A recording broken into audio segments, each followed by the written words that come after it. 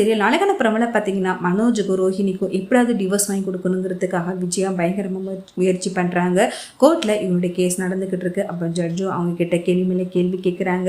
ரோஹிணி எல்லாத்துக்குமே ரொம்பவே திறமையாக பதில் சொல்கிறாங்க. இதை பார்த்துட்டு முத்துமீனா எல்லாருமே பயங்கரமாக ஷாக் ஆகிறாங்க. இந்த ரோஹினால எப்படி எல்லாத்தையும் இப்படி சமாளித்து பேச முடியுதுன்னு சொல்லிட்டு ரொம்பவே அதிர்ந்து போகிறாங்க. ஒரு ரோஹிணி தன்னுடைய வாழ்க்கையில் நடந்ததை பற்றியும் சொல்லிக்கிட்டு இருக்காங்க.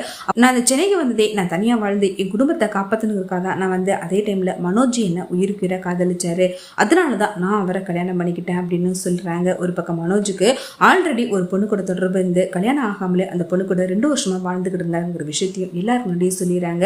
அடுத்து ஜட்ஜு விஜயா கிட்ட உன் பையனையே இது மாதிரி வளர்த்து வச்சிருக்கீன்னு சொல்லிட்டு கோவப்படுறாங்க. அடுத்து உன் பையனே இது மாதிரி தப்பு பண்ணியிருக்கான், அப்புறம் என்னம்மா இந்த பொண்ணை மட்டும் நீ தப்பு சொல்ற அப்படின்னு சொல்லிட்டு கேள்வி கேட்குறாங்க. இதை கேட்டதுமே விஜயா பதில் சொல்ல முடியாம அதிர்ந்து போய் நிற்கிறாங்க.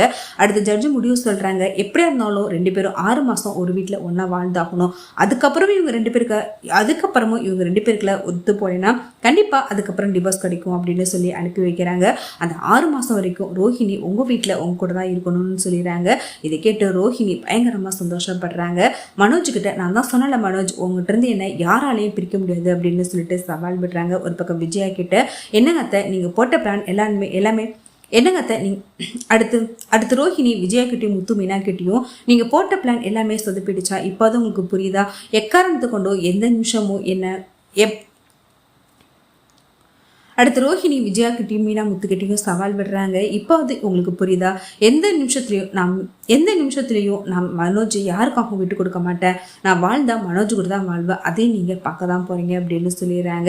இந்த 6 மாதத்தில் நான் மனோஜுடைய மனசை மாற்றி மனோஜ் என்னை ஏற்றுக்கிற நிலைமைக்கு நான் அவனை கொண்டு வருவேன், இது சத்தியம்னு சொல்லிட்டு வாக்குறுதி கொடுக்குறாங்க. இது நான் அடித்து வீட்டை விட்டு வெளில அனுப்ப போகிறேன்னு சொல்லி அடுத்து ரோஹிணி வீட்டில் போயிட்டு இருக்கிறாங்க. அதை பார்த்துட்டு விஜயா பயங்கரமாக டென்ஷன் ஆகிறாங்க. விஜயா ரோஹிணியை பிடிச்சி கழுத்தை பிடிச்சி வெளில தள்ளுறாங்க.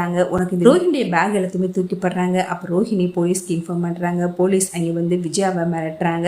என்னதான் இருந்தாலும் 6 மாதம் முடிகிற வரைக்கும் இந்த பொண்ணு இந்த வீட்டில் தான் இருக்கணும்னு சொல்லிடுறாங்க. இது கேட்டு விஜயா பயங்கரமாக டென்ஷன் ஆகிறாங்க.